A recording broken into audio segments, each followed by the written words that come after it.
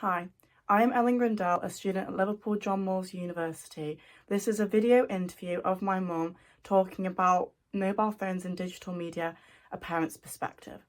I'm going to go through all the positives and negatives brought up in the interview and talk about them one by one. This is an important sociological issue as mobile phones are a major part of everyone's everyday lives and impact everyone individually every day. What are your thoughts on digital media and mobile phones, and how do they affect your family's life?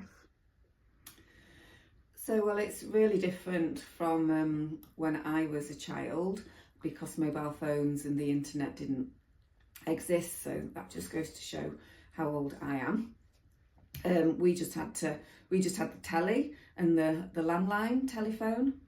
I do remember that I did used to spend hours chatting to my friends on the telephone after school, and that did used to drive my parents up the wall. So I suppose in that respect it is quite similar to my kids, spending hours on their phone, messaging their friends rather than going to see them.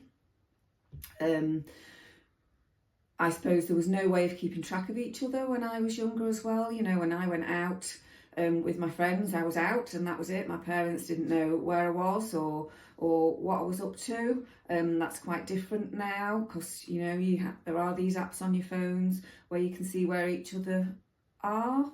Although having said that, my son's terrible at checking in and he often switches the app off so I can't see where he is.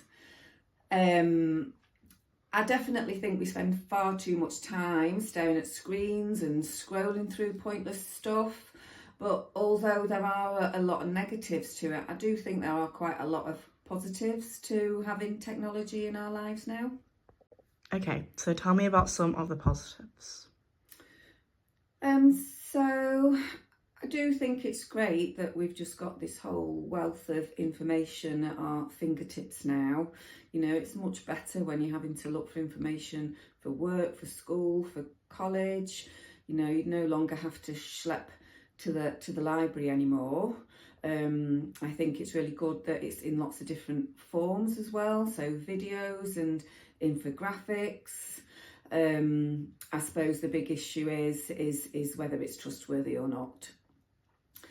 Another thing I really like and I think has been really valuable for family life is the use of sort of FaceTime to keep in touch with people. So my parents don't have smartphones, but my dad does have an iPad. Before lockdown, we didn't really use it to communicate with, but during lockdown we did use FaceTime a lot.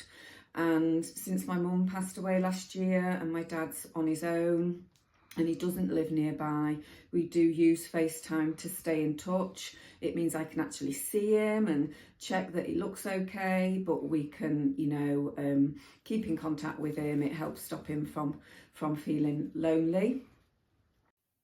From that section of the interview, the main positive that I picked out was that mobile phones can help with loneliness and connecting with loved ones. Mobile phone communications such as video calling and text messaging tend to occur within close relationships, strengthening your established social networks rather than extending with new relationships. This links in with what my mum was saying about my grandpa and how we strengthen our relationships through mobile communication such as FaceTime. Ling in 2008 claimed that mobile communication between people in close relationships creates an intimate sphere called a telecon. Within this, people engage without restrictions of location and time. And now, what about the negatives? Oh, well, there's so many, but a few to be getting on with. I suppose I worry about what my kids are watching and looking at online, you know, and how that's influencing them.